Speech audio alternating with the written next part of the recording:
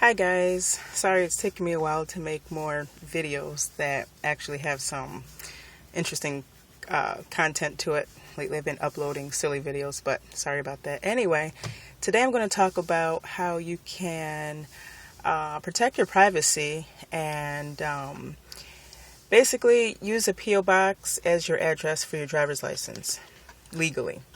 What happens is when you go to the post office and you fill out the application for a P.O. box or whatever, and you're not doing anything illegal, but when you go to the post office and you fill out an application for a P.O. box, you designate if you want it for 6 months or an entire year.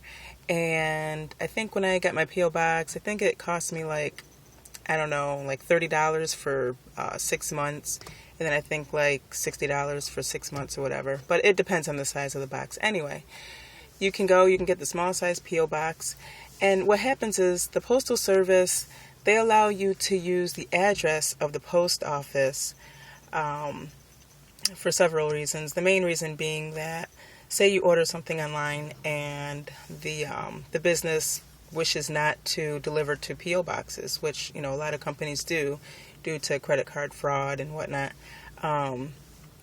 Like I said, the post office will allow you to use the address of the post office. So say, for instance, when I had my P.O. box in an area in Tampa, my P.O. box address was like P.O. Box 130222, Tampa, Florida, 33681.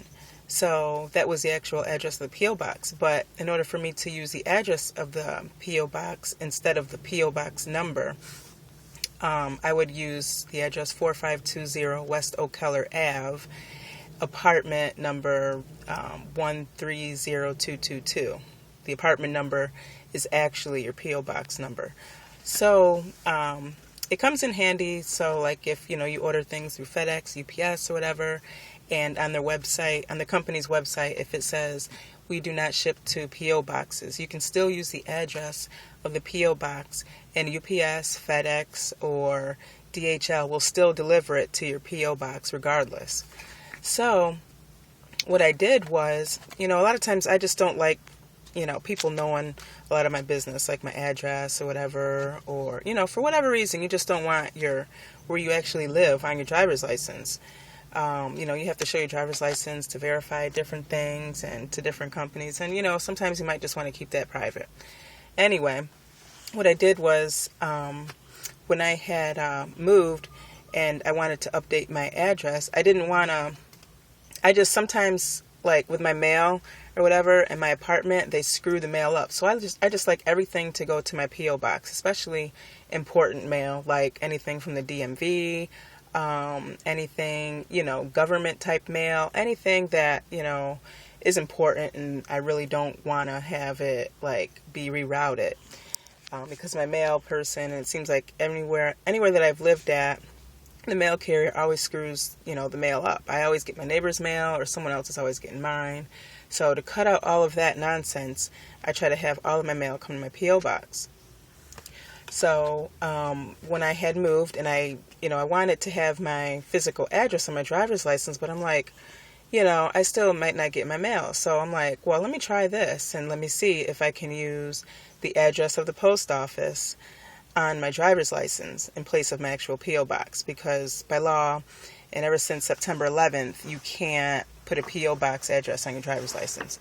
So I, went on the DMV website online and put in the address as instead of my P.O. box address, used the address of the post office, and they issued me a driver's license with that address on it with no problem.